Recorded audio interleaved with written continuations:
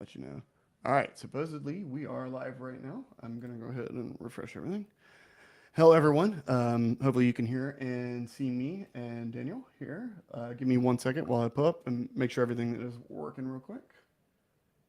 I've done a lot of setting up of new devices and running wires with the help of many individuals in the last hour to make sure all of this is working. So I just want to make sure everything is good.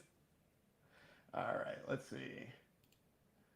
Oh, yep, I can hear my own voice, which I don't like to listen to, so I'm going to mute that and close it out. And I think we're Gucci. Okay, Dan, you ready? I'm ready. All right. Hello, everyone. Welcome back again to another live Q&A here with myself, Matthew Sparks, and my friend and coworker, Daniel Pelorge. We are private instructors here at the Freedom Model for Addictions, and every first and third Wednesday of the month, we get together and we have a pool of questions that come from either the private Facebook group or via email or from personal conversations or wherever have it. And we try to pick about five that we think might be useful for people or bring out a good amount of depth of content. And we sort of go over them for the next hour, and hopefully you guys can get something out of this and find something helpful. For anyone in here that's hanging out in the chat right now, feel free to participate in any capacity. Any and all engagement is absolutely appreciated. And if you have any questions or anything while we're live, just go ahead and put them in the chat, and we'll try to get to them as best as we can. Um, Other than that, Daniel, am I saying? I'm sure I'm missing some plugs or something. You want to go ahead? No, let's just move ahead with the questions. Okay, cool. For those of you that may or may not notice, I have giant bandages on me. I am fresh out of bilateral shoulder surgery a couple days ago, so I might be running a little slow. I might forget things, but I'm going to do the absolute best that I can because I love doing this. So I'm just glad to be able to be here and do this right now. And we're going to go ahead and jump into this. So the first bit that we got here, which I believe came from the Facebook group, reads. I tried explaining to my 12-step friends that they are not powerless. I think my time might have been better spent slamming my head in the car door. They get to decide whether they get a benefit from viewing themselves as powerless, and I get to decide whether I want to keep slamming my head in the car door. I'm done, and they can have it on their conscience whether they are leading themselves down to a road of perpetual relapses, binges, and cravings of potential suicide. I'm pissed off with the lack of critical thinking, and I'm done listening to them parrot the antiquated mantras of an ex-alcoholic stockbroker from 90 years ago. I absolutely understand the sentiment of frustration behind this comment Mm. and have lots to say about it. Dan, you want to go ahead and dive into this? Yeah, no, I could like so relate to this. I was talking with a friend this week, and he was asking me like how long it's been since I've left like 12 step, and it's been 5 years that I've been completely gone. It's been 7 years. Like for about 2 years, I was kind of like on and off, but for the last 5 years, I've been completely gone. And I could totally relate to what this person is saying, like because like I tried having these conversations 6 7 years ago with people, and you're not going to get anywhere. Like it's unfortunate, but you're not going to get anywhere. And in a weird way, when we bring this stuff up with these people, in a sense we're threatening their existence, we're threatening their, Absolutely. their very beliefs. So it can be very problematic. I remember having a conversation, I think it was about 6 years ago, with two of my buddies, and we were talking about moderation and powerlessness. And they basically like they pounced on me, like, oh, I could never do that, blah blah blah. And like the whole idea was like, well, I could never moderate cocaine. And I was like, well, no one's telling you that you should be doing cocaine here. That's not the basis of the conversation. um, but yeah, it's unfortunate, but when we get to that point, it's time to move on. So um, this person, as much as they wish they could help their 12-step friends, the truth is they're most likely going to lose contact with those people over time. um, and yeah, trying to guilt trip them into coming to the realization when he's talking about relapses, binges, cravings, potential suicide, all that stuff, people don't want to see it. You know, they just don't. So I don't know. I don't see myself having these kinds of conversations with people, although I totally can relate and I can understand where that's coming from, because at first that's how I felt. Um, But yeah, no, it's exactly that. You're smashing your head against a car door, and do you want to stop, or do you want to keep on banging your head against the wall? Right. So, like usual, the way that I like to start a lot of my positions is trying to extend the olive branch of empathy a little bit and put ourselves in the other person's shoes. Having been in 12-step programs before, whenever you're presenting people with this information, you have to understand that the very uh, just the basis of our program and what you're telling them right now is a threat to the entire worldview. The very paradigm and everything that ties itself together would collapse on itself were they to accept the premises that you're offering here about powerlessness and the narrative around that. And if we just extract that and put it in any other thing outside of the world of addiction, that's a lot to ask of anyone. It's like the same thing in politics, and were you to go and basically challenge in someone's entire political worldview and kind of make it try to topple it on top of itself. Like people get emotional, they get defensive. There's a lot of security that comes in or that comes with the beliefs that you already identify with, that you've held for a long time, that you've been taught, especially if you've been taught over and over and over again that this belief system has saved your life and is currently keeping you alive. Just barely, because you have to keep doing it, but it is keeping you alive. So the whoever it is that you're talking to may be perceiving this as like the equivalent of like an intercontinental ballistic missile like heading right towards them. Like Mm. this is an imminent threat to everything that they know and understand about the world. So try not to get too upset or too frustrated about trying to present this to people. You can't save everyone, although I understand. Like whenever I found out about all this, and whenever I first got involved, the first thing I wanted to do was to tell as many people as possible, and to try to pull everyone that I thought might be on the edge closer towards my side. And I got met with a lot of very hostile resistance. There are people that don't speak to me anymore, people that told me that I was going to get people killed just saying the things that I said. Um, and I found that a lot of times, whenever people are ready to hear something else, or whenever they're really desperate for some other alternative, they'll come to you, or it will become very obvious, or even they will go out and find it themselves. So don't exhaust yourself or harm yourself or your own journey trying to find people to save, and don't waste a lot of time like trying to present this information over and over again to people that aren't willing to hear it. You're just going to beat yourself up and become progressively more frustrated with these people. Hopefully, because most people we know statistically do leave AA over time, these people will come around, or they'll just completely abandon the entire recovery thing and stop thinking about it and become a regular person again, like most people do. You'll be able to maintain these relationships, or they will come back around. But the unfortunate reality is that in some circumstances, that may not be the case. And these people may just not feel comfortable being around someone that says and believes that kind of stuff anymore, because it's a threat to everything that they know. It's a threat to everything that they think is correct and everything that they think is keeping them alive.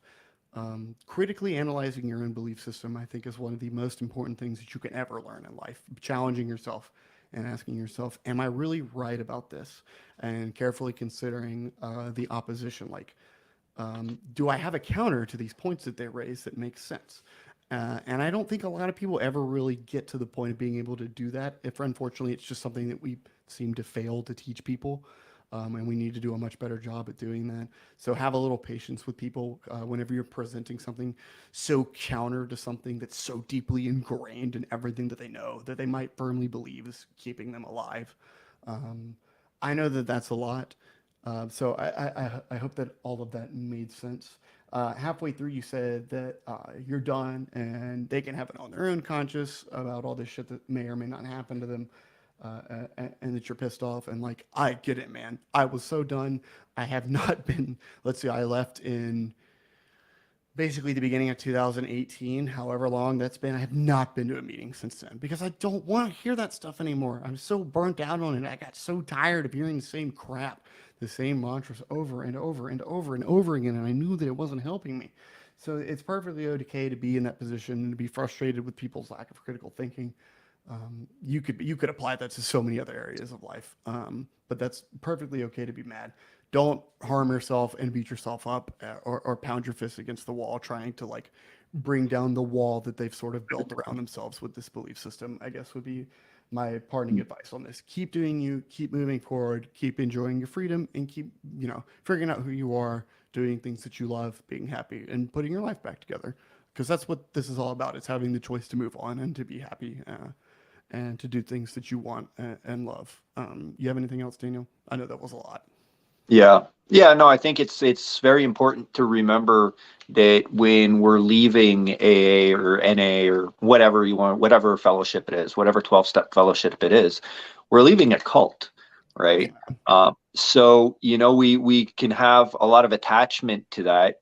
But, like, and we might feel like this is the right thing for us to do and we want to help everyone else. But for a number of reasons, for a lot of people, it's not necessarily the time for them. So yeah, it can be extremely frustrating to try to help people to understand stuff that they don't really want to understand. Right. Or they're not ready. Yeah, like there's a lot, there's benefits on both ends, right? So there are benefits to being in a cult, right? There's some benefits to it, and some people will stick around just for those benefits. One of So which I think, is you get a convenient answer to everything. It may not oh make yeah. sense if you think about it too hard, but it's the same thing with conspiracy thinking, right? You get an answer Mhm. for everything. Yeah. Yeah, no, exactly. It's very soothing.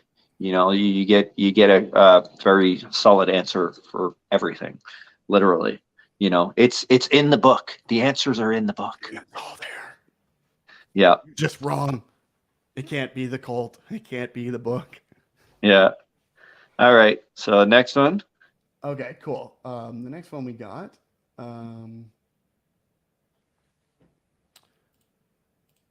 This is interesting. It says, ETA, please don't tell me to break up with him. That's too obvious. I ended up blurting out to my boyfriend of 4 months, who gets his 17-year chip next week from AA, that I don't believe in AA or 12 step, and then I'm not doing Al Anon. I wasn't super tactful, but I couldn't just listen to it anymore without having a voice. He shut down, and I know he's not interested in critically analyzing the program that, quote, saved his life. See, like we literally just said these things. Um, where do I go from here? His dedication to AA is too much for me, and I don't know how to support him while fundamentally disagreeing with him. This is a challenging position. Go ahead, Daniel. Yeah. Um, I'm just looking at that, and your answer is right there. You're giving us your answer. You don't want that to be the answer. I totally grasp that, but you're giving us the answer. You know what I mean? Like, this person, you just jumped into a relationship with someone who's been in AA for 17 years and who's involved in AA, not who goes to like meetings once in a while, or, who took a chip like 15 years ago or whatever. And it's like, oh yeah, by the way, I don't, no, this is someone who is involved, who's trying to get you to go to Al-Anon. You know what I mean? Who really wants you to be part of this, and who who really believes that they would no longer be on the face of the earth if they had not gone to AA. Right. They would You cease to exist. They would be dead. exactly. You've been with this person for 4 months, right? Which is a very, very, very short period of time in relative terms, right? And you're like, every single instinct is telling you to run. And then you're like, you come to the group and you're like, oh, I know you guys are going to tell me to run, but I don't know if I should run.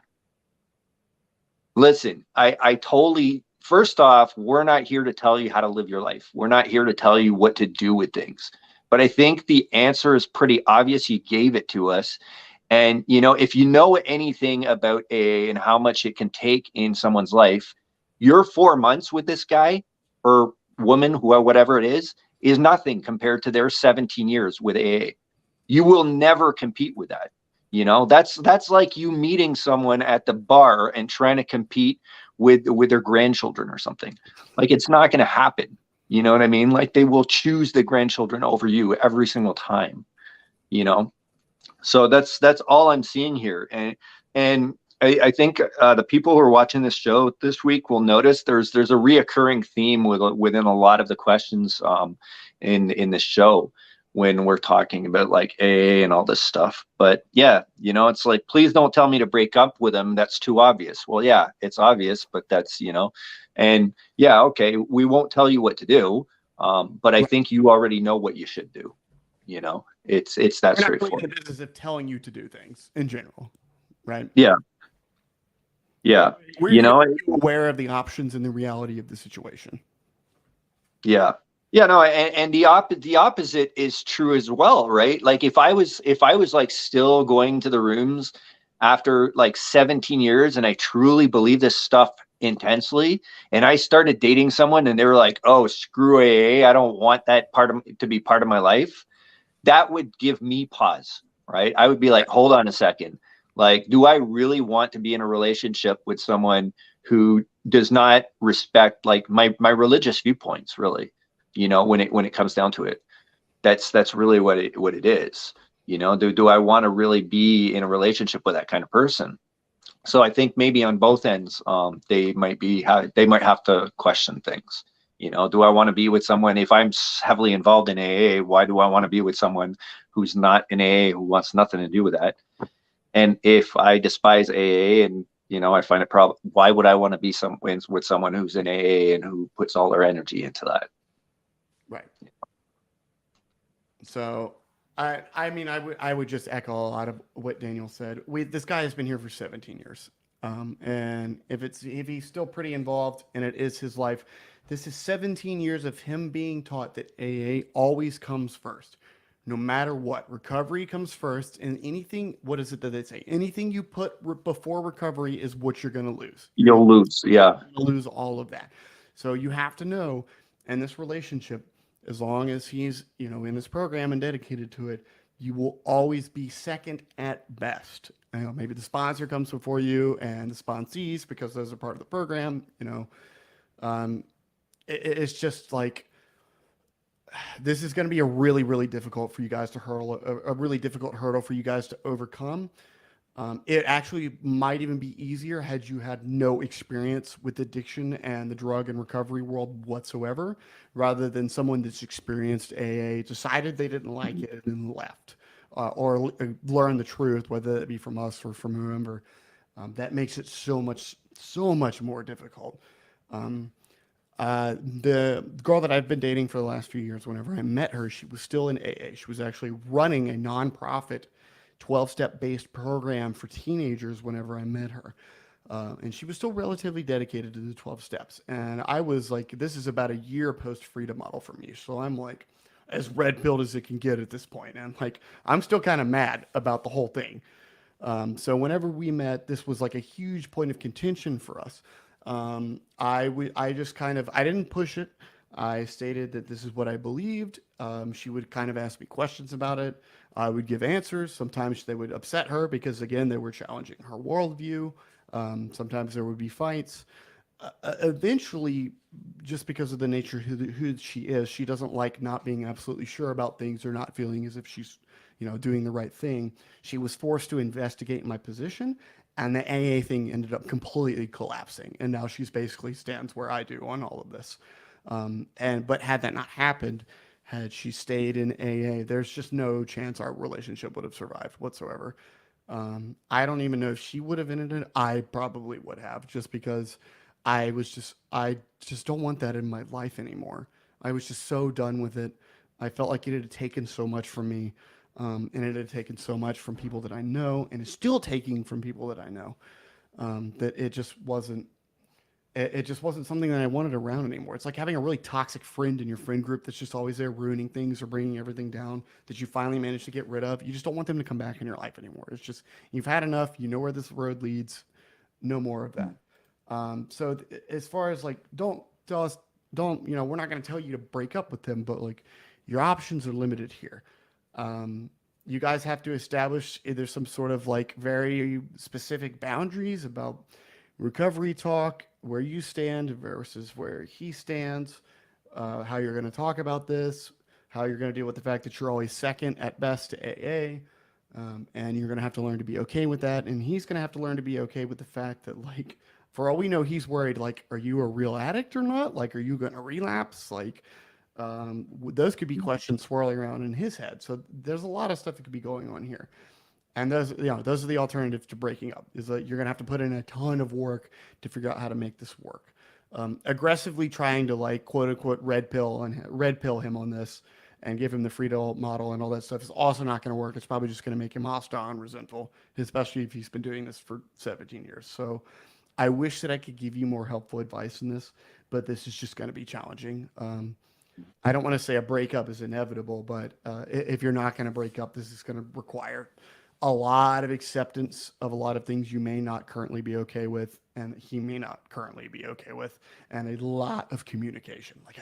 Everyone should communicate in the relationships in general, but like specifically here, this would require a lot of communication to sort of to figure out. I don't know if I could do it, and I don't know how I would do it. So, if you have any other questions, feel free to let us know or give us a follow up or whatever. But I personally don't know if I could figure out how to make this work. So I absolutely wish you the best of luck. So, Daniel, if you got anything else? Yeah, no, it's exactly that. I don't see it working out long term. I wish I could be more positive about it, but I'm just looking at, like I said, someone who's trying to get into a relationship, who's just starting off a relationship. It's been a few months, but you're in a relationship with someone whose entire worldview is a 180 from yours, right? It's a complete 180, Right. and it's not going to change. You're not going to change this person's position. That's an important thing to understand. So, like if they've been together for a really long time or something, I don't know, that might be a bit different. Um, and but even then, I don't know. I haven't seen that kind of thing work out for people. Personally, I've never seen that work out. And even the people who I still appreciate in the rooms to a certain extent and who still appreciate me, we don't see each other much anymore. Right. Your relationships are probably fundamentally altered as a result, right? Exactly. It's like if you take the whole concept of recovery and you take that off the table, topic of conversation, there's a lot less topics available, so we automatically spend less time together. And I'm obviously not going out to like the campings and the activities and all the stuff that's surrounding this stuff either. So yeah, we automatically spend less time together, by Right. default. All right. Well, we'll go ahead and move on to the next one that we got here. Let's see. Yeah. Sometimes one has to read a book more than once to experience its full value. I agree with that, and I would also probably say that's almost a necessity for most things that have any depth to them. Um, I read the Freedom Model twice now and think it really ought to be seen as essential reading for anyone undertaking training at whatever level in areas that bring them into contact with people struggling in the areas that the book covers. Absolutely agree with this. Um, Daniel, want to go ahead? Yeah. No, it reminded me when I read this, it reminded me of two different comments that I've been told about the Freedom Model. And the first one was after I messaged my college buddy and he read the book and he messaged me back and he was like, dude, why did we not learn any of this stuff in college? Right. He's like, I understand that they have a curriculum that they have to follow and stuff, but you'd think they'd give us at least a little bit of this stuff. And I was like, yep, that's pretty much the deal. So it reminded me of that. And it reminded me of my mom's summary of the Freedom Model for Addictions for the Family book. We were sitting at table and I don't remember exactly how we got onto this, but she looked at me and she said, that book that you lent me, she's like, that book basically tells us that people don't like to be told what to do. And I was like, oh my God, like that's such a perfect summary, right? That's literally like what the entire, if Michelle's message for the family book, if you could put it into one sentence, it's really that. It's like, people don't like to be bullied and be told how to live their lives. So, back off a little bit give them some space and see how you can help them, because they're truly looking to fulfill themselves in their lives. Whether they're doing that in a way that makes sense to you or not is something else, but they're actively trying to do something here. So yeah, like I said, I really like that when my mom threw that out to me. And I definitely agree with that first sentence. Sometimes one has to read. I would take away the sometimes. One has to read a book more than once to experience its full value. There's books. There's books you could read them like 10 times, and there's still you'll read it an 11th time, and there'll be a passage where you'll be like, that wasn't there last time. Was this added in when I was sleeping? That's the power of books. Right. So I definitely agree. I don't think someone could actually read the freedom model in one go and absorb the content properly and fully. It's just too dense. It's like, no, you're going to have to sit down and study this stuff a little bit. If you consider, even if you're not coming from a 12-step program in recovery and you read the freedom model, like if you're just a regular person, the amount of information that it challenges that you've just heard out in the world makes it basically necessary to read more than once, because like it's going to challenge so many preconceived notions that you have about people that use drugs themselves and their effects. Now, if you're a person coming from a 12-step program and from a rehab or for recovery or whatever, like you definitely are going to have to read this a couple of times, like at minimum, because like it is challenging everything that you've been taught. If you think about the way that AA works, you have to go to meetings, and you go to meetings a lot. And what do they do at readings? They read from the same book, and they read from the same book over and over and over and over again. And people repeat passages from the book over and over and over again, and quotes and sayings. Like, they require you to basically live a life like beating this book into your head over and over and over again for eternity, so that you can really digest it. We don't require you to do the same, but like there's a part of that that is true, and that like in order to really digest this stuff and to take it to heart and to apply it, like it might require multiple reads. Or if you're someone like me, I learned by doing. I read it a few times, and I have to apply it. I have to do things with it. I have to explain it to people. I have to talk to other people about it. That's what really, really makes it set in for me. So I absolutely agree that this should be read multiple times. As with any book that anything that's academic or has depth to it probably should be read multiple times, or anything that you really enjoy. Because if you find a full book, 200, 400 plus pages, like that's so many words. That's a lot of content. Like there's no way you'll just read through it once and you remember all of it, and you'll find new parts to enjoy by going through it over and over again. It's the same thing with rewatching movies and TV shows. You gain like a new perspective, and you notice different things that you didn't notice the first time around. Like it's the same thing with books, but even much more so, because the amount of content that you can pack into there's so much more density. As far as the second part of this, where this should be essential for anyone undertaking training or anyone that comes into contact with people involved in areas that the freedom model covers, whether it be addiction, rehab, whatever. Absolutely agree. If we're up to us, everyone would read this book. People working in quote unquote rehab would read this over and over and over again. And the entire industry would collapse on itself and dissolve and be reborn in an entirely different format. And we would talk about drugs and alcohol completely differently in our everyday discourse, just with regular folks. Like this would completely change the world if we could just get everyone to read this book. Anyone that was ever going to interact with anyone who ever had a drug and alcohol problem, be involved in rehab, or have anything to do with addiction, this would change everything, because that's what it takes. Because everything that we think we know about addiction and common day discourse is wrong. And it's why people are dying, and it's why people are having problems. Like we have to change basically everything. And that's going back to the original point.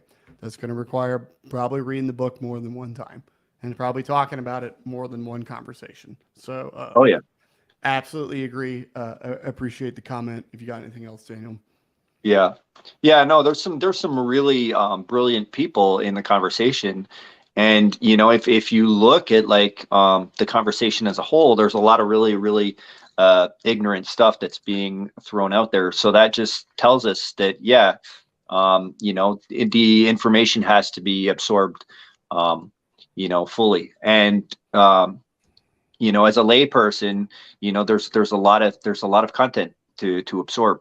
You know, like I said, there's some really brilliant people out there. I've lent my book to a lot of people, and you know, I've seen some people who, like, they're very far from being idiots, and they still missed out on some very key points. Right when we sat down and had conversations, I was like, "Oh, you didn't get that part," and they're like, "What?" You know. And then we delve more into that conversation, and they're like, oh yeah, it's, okay. It's nothing to And be ashamed of. Like, it's just yeah, no, it's it's exactly. crazy.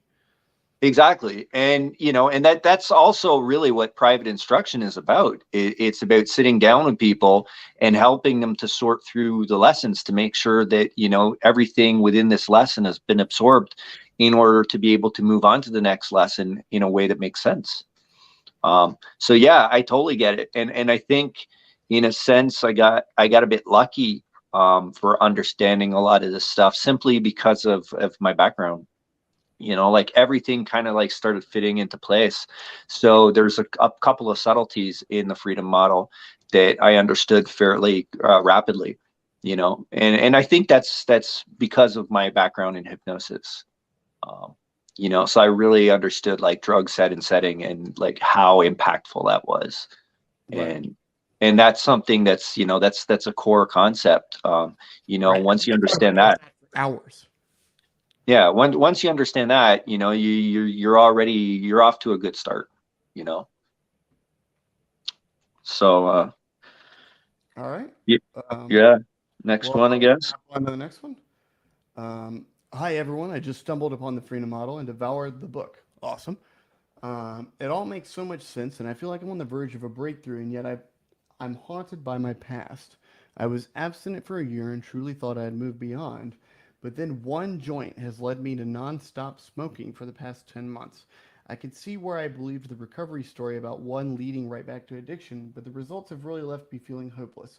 Is it just a matter of slowing down, questioning thoughts, and being patient? Dan, you want to go ahead? Yeah. Okay. Well, right off the bat, this person, when you're talking, you're mentioning that you were abstinent for a year, but we don't really know exactly what happened. Um, but I think it's important to remember that when we're looking at adjusting our substance use, we always have to look at benefits versus benefits, and we don't necessarily have to diminish the benefits of one of our options in order to be able to choose another.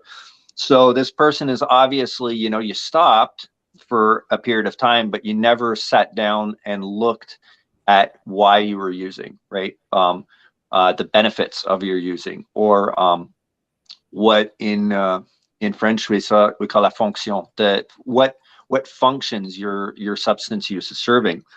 So then, you know, for whatever reason, you smoke a joint, and then everything lights back up, or you go, oh yeah, I have this magic stuff that's available to me, and then you're back off running into the magic stuff, and then it's like, well, it's magic stuff, that's the problem.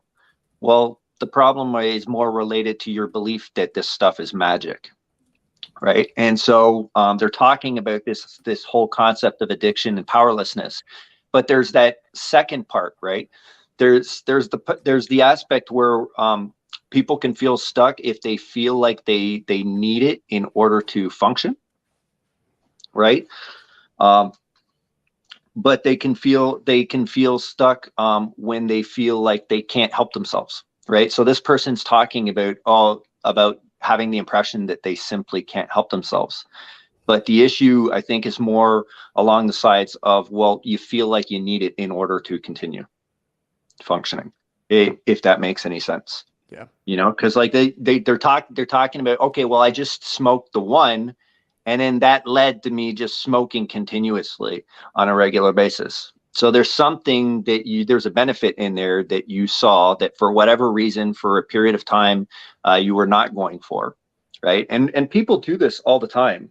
Um, you know, like I remember I was taking a positive psych class, and I was talking with one of the students outside, and she mentioned that she quit smoking, and she quit smoking something like 10 years ago. And she was mentioning how, as soon as someone would have a cigarette around her, she would jones for a cigarette. And yeah, and she hadn't smoked in like 10 years, right? But the bottom line is she never sat down to really like think about like what she enjoyed about the smoking or contesting any of it. She just decided one day that, there was more benefits in not smoking than in smoking, and she quit smoking, right? But in a sense, it was kind of like a struggle, because That's there gotta was be a hard way to maintain a quit. yeah, and I'm talking like 10 years, and my dad was exactly the same. I remember, well, I don't remember this part, but I was told when I was a kid, when my mom told my dad that she was pregnant with me, he stopped smoking. And then when my parents broke up, he started smoking again. And then later on, when the doctor told him like that he could not continue saying that he didn't smoke and be okay with his insurance stuff, then he stopped smoking again. Right. So depending on the incentives in his life, he smoked or didn't smoke. So my point being that you don't necessarily have to like destroy all the benefits in something in order to change a behavior. Right. So this person, for whatever reason, they changed their behavior, but then a year later, they engage in that behavior again, and the old magic is still there because they never sat down and contested it, and boom, you're off to the races. So I don't know if you want to go delve further on that, but No, that's I just echo a lot of what you just said. Is that so you originally quit, you made it through what was it, a year of abstinence, yeah, um, year. before you decided to have the singular joint that turned into 10 months. So the uh, the process by which you initially quit for a year is sort of a distorted one, and it's the way that we teach people to quit drugs and why it's so ineffective. And it's because we're not actually really challenging why we love something so much, or why what it's doing for us, or why we want to do it. You're kind of just forcing yourself to stop, and you're telling yourself that it's for the best, and you're trying to maintain that. And as life goes on, you're telling yourself life is better this way, life is better this way, my life is so much better this way. And that may be true, but there's still a part of you that's like, there is something that you enjoyed about doing that, even if you're not sure about what it was, that's still there, that remains unquestioned. And even if you didn't intend on smoking for 10 months, whenever you smoked for the first time again, that thing was still there, unquestioned, and you re experienced it. And that benefit you got to have all over again. So it was just as if it was the year prior, before you had ever quit, you were back to where you were before. Because really, you hadn't really made any significant changes in your belief systems or in your relationship to the substance whatsoever. You had just sort of completely removed it from the picture. It'd be like being in a really horrible toxic relationship and then you just block the person, but you're never really sure why you got in the relationship in the first place, or you let them, torch your car and destroy your room, or God knows, or whatever it was. Like, there are reasons that you ended up in that position, or you chose to remain into it, that need to be addressed at some point if you want to have like a healthy relationship to the substance moving forward, or you should just do this in general whenever you're making changes to your life, because it's the best way to make positive, sustainable change. Um, so you ask, is it just a matter of slowing down, questioning thoughts, and being patient? You certainly should slow down. You have the power to, but I understand why that might feel difficult. If you can if you can get yourself to a position, because abstinence, although we don't preach abstinence as the answer, does allow you to create some stability and clarity, so that you could sort of assess your relationship and your options here and what the benefits are. There is clearly some benefit that you find from smoking. There's some enjoyment that you get out of it that you weren't getting in that year of abstinence, or that you believe that you weren't getting. Because one of the tricky things here is, in our relationship with substances, our beliefs and expectations and setting with the substance dramatically impact how we experience the substance when we ingest it. So your beliefs about it could be impacting how much you enjoy it. So you said that you've read the book. There, the information to answer those questions is in there. We've talked a lot on the show alone about how it's important to read things multiple times. Um, now that you've sort of had the experience of going back and feeling as if you were out of control again, um, yes, it would be good to slow down and go back through the material and really question what it is that you're getting out of this. What is your relationship to the drug? What is it that it's you think it's providing you that you didn't get from anything else in the last year or that you felt was lacking, etc. Because you wouldn't do it for 10 months straight if it wasn't giving you something like that you probably think is great that other things aren't giving you. Like I don't typically do things for 10 months straight unless I really like them or like, like I have to do it to get paid or something like that. So, um, there is something that you enjoy about this or something that you, even if you don't enjoy it, maybe you think you need it. Maybe you think it's emotionally supporting you or it's helping you blot out some trauma or some stress, which in reality it doesn't actually do, but the belief that it does is very powerful. It can definitely compel you to continue to go back to the substance to try to reach that goal over and over again of blotting things out, of running for something, of trying to heal yourself through chemicals or what have you. The reason is in there. I promise you.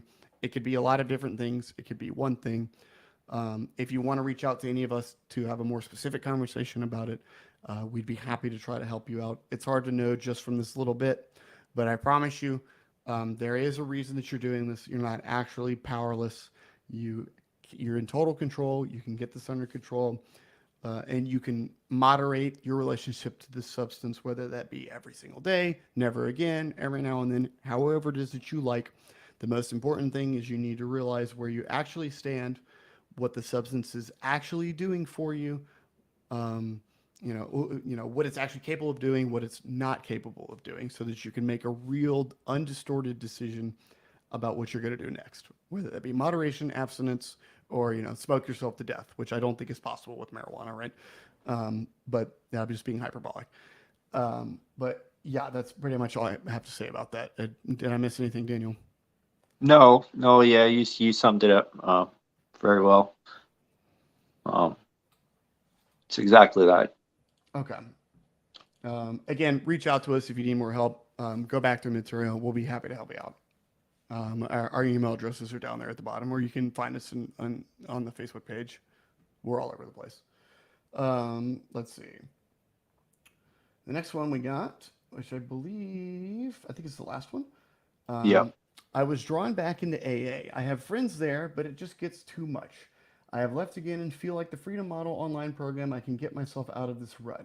I was thinking of going to AA local meeting tonight, but thought no, it achieves nothing.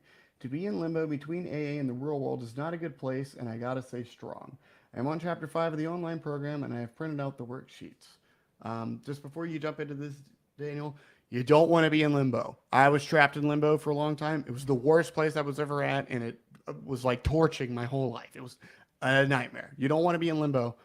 You're absolutely right. So go ahead, Daniel. Yeah. Yeah, no, it's a really a rough place to be. And like I mentioned earlier, I spent about 2 years there. And the guy who rents the church basement rooms for the meetings, not far from my place, I'm friends with him. So I'll go see him once in a while. And it's funny because, of course, often see people from the meetings when I go see my buddy. And we end up in these conversations, right?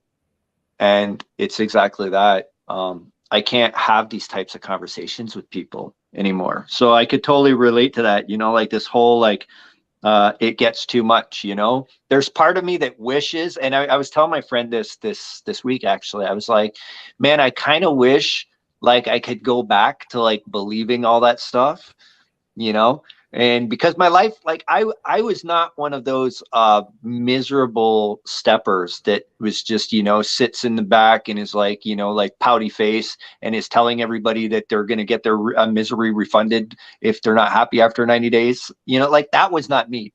I was really like, I really enjoyed my life. And this was like, well, you know what? I have to do this in order to keep my life.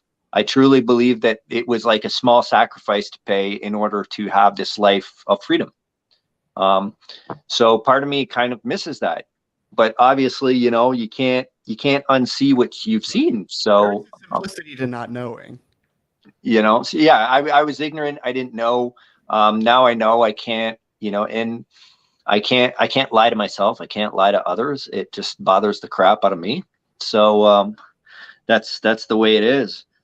But yeah, I'm just looking at it, and in a sense, this person is somewhat wrong in that when they're saying, well, it achieves nothing. Well, going out socializing with people achieves a lot of things. The question you really want to ask yourself is, do I want to be socializing with people who are involved in a cult that goes against everything that I want to be part of my life? Right? Right. That's the real question, because they're not bad people. There's like, yeah, there's tons of people in the rooms that I love. To this day, they're really great people, but I can't be involved with them too much in my life or in their life.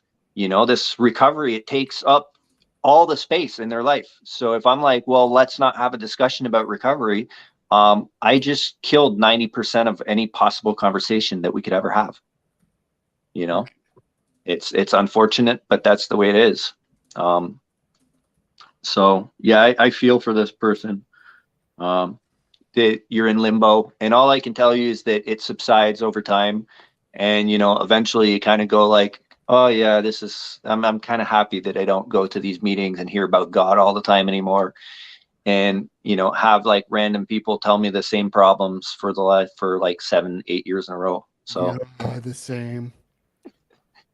so yeah, there's some benefits, but it can be a little bit of a there can be a bit of a curve at the very beginning, and that's why the Freedom Model International was started, really, Right. to try to like help people with that, because we have this concept of recovery that's so ingrained in our collective consciousness that when someone quits doing drugs or quits drinking or whatever they were doing, they're expected to somehow do something else, right? It's like, well, no, you can't just sit at home and watch TV shows now. You have to like work on your recovery. That's the only activity that we look at that way, right? Oh, in order to no longer engage in activity A, you're going to have to do activities B, C, and D. Like, that makes no sense whatsoever. If you don't want to do activity A anymore, just stop doing it. You don't have to do any other activity in order to not do activity A. That's not the way it works. But when we're talking about substance use, for some weird reason, it's put in this magical category where no, you're going to have to do all this other stuff in order to, quote unquote, maintain your recovery. Right. So yeah, in case no one noticed, our today's stuff was very, very heavily focused on AA and the recovery society and the recovery culture, and that's really why we have to like speak out so much against this stuff, because it's ever present. It's like it. Listen, in rehab, it was put to me this way in rehab, right? Oh, we have to offer all the options, right? But of course, no one has been offering all the options, quote unquote. Okay. They're always just offering the same option with a bunch of different wrappers. And they're like, well, which wrapper do you like? It's the same goddamn candy in every single fucking wrapper. If I don't like that type of candy, it's not going to work because it has a red wrapper instead of a blue one. That's not the way it works. So yeah, I don't know if you wanted to add anything to that. I think you covered it all. He said, I was drawn back into AA, but you've already started doing the Freedom Model stuff. You're doing the online program, which is fantastic. Like Daniel said, you can't unknow this stuff. For better or for worse, I promise it's for better. But once you've peeked behind the curtain, it's going to be impossible for you to go back. You would have to shut out so much and like put yourself in so much denial to go back into these AA meetings and just like talk the talk and regurgitate the same thing over and over and over again. It's okay to have friends in AA. Like we've said before, this may fundamentally alter your relationship with them, and they may choose not to be friends with you anymore as a result of you leaving the program. That is a very real danger, and it is unfortunate, but that's kind of the nature of the way AA teaches you to treat other people. but I still have friends in AA, and Daniel does as well. And this has altered our relationship with them, but that's okay. We just have different relationships with them now. One of the great things that the freedom model does, is that it does set you free. You don't need to find friends in AA. There's an entire other world out there. And you don't need to distract yourself with all these meetings and this step work and this recovery stuff. Like, and you don't have to like be worried to go to a work or a social event where people are drinking and tell yourself you can't drink because you're an alcoholic, or introduce yourself as an alcoholic to people. Like, you're just a person. You're just you, and you have a history, and you have an identity, and there's depth to you, and you have interests and hobbies and all these things. Like, that's who you are. You're not an addict or an alcoholic, and you're not a person in recovery. That's such a bullshit way to define someone, and it's just a stupid box that they shove people into to try to get them to follow orders for their program. You're so much more than that. So there was someone in the comments, Mandy, who talked about, who made a comment about missing the fellowship, and that it can be lonely once you leave. And that's definitely true, because AA has a tendency to consume your entire life and become everything that you know, and all of your friends are in AA, and everything that you do in AA is fellowship related. So whenever you leave, it suddenly feels like that you're just by yourself. And having been in AA and then left, it makes you feel like you're a minority in a minority, and now you're like in an island where you don't really relate to people in the quote unquote regular world because they never got to AA and left, but you don't relate to people in AA because you see the truth now. That's not a permanent state. You can and will successfully rejoin the quote unquote regular world, just as I did, just as Daniel did, although we are still involved with the freedom model, obviously. But like, I went back to school, I changed careers, I've changed, academic directions several times. Like, I've been in relationships, ended them, made new friends, I've changed cities. Like, my life has gained so much depth that has absolutely nothing to do with recovery. And I have so many relationships and friendships now that have absolutely nothing to do with AA, and I'm not alone, and I don't need to have that in common with anyone. I am Matthew Sparks, and I have this very specific history. I have my specific interests. I'm this way. This is the way that I behave. Like, people know who I am. I'm not a person in recovery. I'm not an alcoholic. I'm not an addict. I'm Matthew Sparks. You either like me or you don't. You're my friend, whatever. Like, and I get to be free. It's fantastic. You can and will rejoin the world and make relationships and find things that you love, or rediscover them if AA has kind of made you drop them. Like, if you've had hobbies and recovery sort of absorbed that. But like, this loneliness and this sense of isolation, it's absolutely real, and I struggled with it at first too, but it is temporary, and there's so much happiness and so much fulfillment on the other side of that, becoming a regular person again and getting to feel whole and free and independent. And I promise you, it's just around the corner. Just keep being you. You've made the right decision not to keep going to the meetings. Keep working on the online program. Again, reach out to any of us if you have any specific questions. We'll be glad to help you. But you're doing the right thing. This can be difficult for the time being, and I know it can feel isolating, but you're absolutely not alone. We're all here in a digital form, and the entire world of regular folks is waiting for you out there to rejoin them as a regular person, because that's what you are. So that's my big spiel, my final stump speech. I promise this is gonna get better to whoever asks this question. So I sympathize with you, absolutely, but it will get better, I promise. Did you have anything else, Daniel? Yeah, no, it's exactly that. A lot of us have had to go through that, because it's exactly that. AA is a cult, therefore, it engulfs every aspect of your life. It's supposed to take things from you. That's why it's a cult. you know, well, it's where you socialize. It's where you meet new people for relationships. It's where you can find employers or employees, right? Like, I remember when I first started going to the meetings. I remember the speaker said, "Make sure you buy yourself a suit because you're going to be going to a lot of weddings and a lot of funerals." And it's exactly that. You're in this wheel that has a huge turnaround of people, right? So you're constantly meeting new people all the time. So of course, you're going to build some relationships with some of these people. Stuff's going to go on. And when you decide to leave, like, that's the thing. When you decide to leave, you have to cut everything off, right? You can't eat, and that's the hard part, right? Because it's like, oh, I have all these friends, and then you have to come to terms with it, with the fact that a lot of these friendships were conditional, you know, or, you know, a lot of this stuff was like, a lot of your relationships in general were conditional to you being a member or not being a member.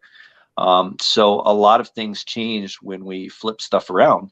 You know, it's kind of like when we're talking about choice and addiction, right? Like people will say, well, are you just saying that it's addiction is just a choice?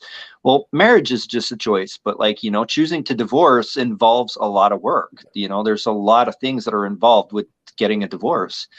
And it's the same thing. If you've been in this religious cult for X amount of time and you've built all these relationships, and on top of that, you were taught that you're totally dysfunctional, that you're subhuman, that you're different from all the other people out there, right? So you're not able to socialize like everybody else in normal quote unquote settings, right? Because that's what you're taught, because like we're an addict. Of course it's going to be a struggle, you know, that's absolutely normal. But yeah, there's a lot of us out there that have gone through that struggle, and we got through the other side, and we can tell you that it was definitely worth it. It's so worth it. It's the Yeah. best decision I ever made. Yeah, and like I said, you know, I still go see my buddy at the church. You know, and so once in a while I'll come by, and when I go by to see him, I'll hear like the readings and the meetings and stuff. And I'm like, oh my God, thank God I don't have to listen to this stuff anymore. Yeah. You know what I mean? Like the irony is being like, I'm not much of a religious person.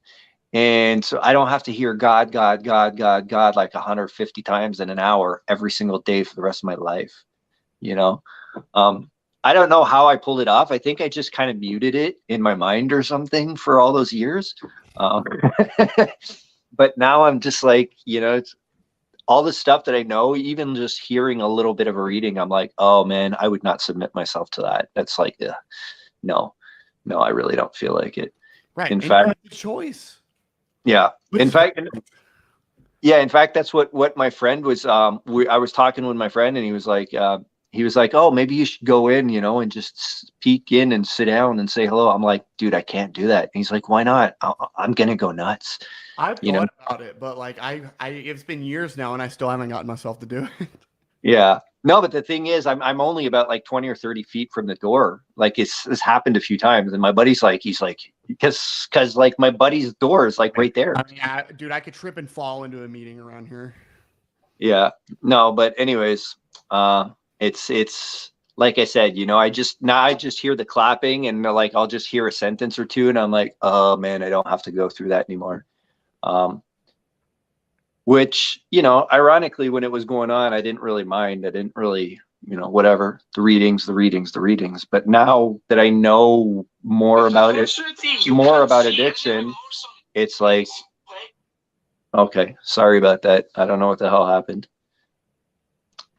So yeah, that's pretty much it. I totally get that you feel drawn back to AA, but it's a trap, you know. I can't frame it any other way. To pull you back in. Oh They've yeah, invented all these doubts about whether or not you're an alcoholic and the inevitable road that it's going to lead you down and all this stuff. It's designed to make it difficult to leave. The entire success in the program is contingent on not only staying, but pulling other people into the program. Like it is designed that way. So keep that in mind. The freedom model is not contingent. We don't want you to stay here forever. Like that would be bad. Like that's not what we're trying to get you. We want you to move on with your life and to go do things and to be happy. We just, you know, we have a lot of stuff that we got to tell you in order for that to happen, and we're trying to do that in the best way possible and in as many ways as possible. So you made the right decision to continue doing the online program and not going to meetings. I know it can be difficult and it can be lonely, but you got this. We can, if I can do it, Daniel can do it. We're not special. We're all special in our own ways, but we're not special. You can absolutely, you know, you can absolutely do this. If you have any questions or you need anything, feel free to message us. and the world's opening back up, right? So meetups are starting to be available again. You know, social activities are starting up. I don't know about everyone else everywhere else, but I'm here in Quebec, and we've had a very, very restrictive government And even here, things are opening up. So I'm in Texas. We've been open. So yeah, no, I know you guys have been open. You guys were open when I wasn't even allowed to go to Walmart. You know, like I would. worked at a grocery store through the whole entire thing, and we never closed. But that's another story. Yeah, no, I wasn't even allowed at Walmart, and then I was watching videos of like football games and stuff. I'm like, oh, Right. but whatever. That's a completely different topic. All right. All right. Well, I think that's all we got for today. We're right at the 1 hour mark. We absolutely nailed it with our impeccable timing. Um, because my memory is kind of fried from all the medical stuff that's been going on. Daniel, would you please do all the plugs for me? I'm looking at it. So our next, the next one is on October 5th. And if you are not a member of Freedom Model International yet, I highly suggest jumping on to that. So that's on online.thefreedommodel.org. It's $39.95 a month. So you have access to the audio book, the digital copy of the book, the entire digital video series that's 60 or something videos. Anyways, we go through the entire lesson. It's the closest thing you can get to private instruction without private instruction. That includes, of course, all the manuals. And then there's the newsletter, and you have a weekly lesson called What Have We Learned This Week, which is really cool. There's a lot of people's, a variety of people's insights. And finally, there's the deprogramming from a video series. That's, I think, 5 or 6 videos that goes through the history of AA. So it's $39.95 a month. You register whenever you want. You jump off whenever you want. And of course, if you want to talk with any of us, both me and Matthew's emails are right below our names here. Or you could just contact us on the Facebook group or by Messenger on Facebook. So yeah, I think that's pretty much that. I think I've plugged it all in. Oh, and of course, if you want private instruction, or if you want to go to the retreat, well, then call up Danny. The number's up there. I can't see it, but it's like 1-888 something. 424-2626. Yeah, and so exactly. So if you feel like you need more than the online stuff, you have access to either me or Matthew or Danny or Mark or Michelle, or you have access to the retreat. So like I said, just call Danny up and see how we can set you all up. All right. And everyone that participated and that was viewing so far, thank you for being here and for your engagement and for your viewership. We very much appreciate it. If you have any comments, questions, whatever, feel free to submit them in the usual avenues, and we'll try to address them next time. And other than that, we hope everybody has a wonderful rest of their week, and we will talk to you next time. Thank you, Courtney.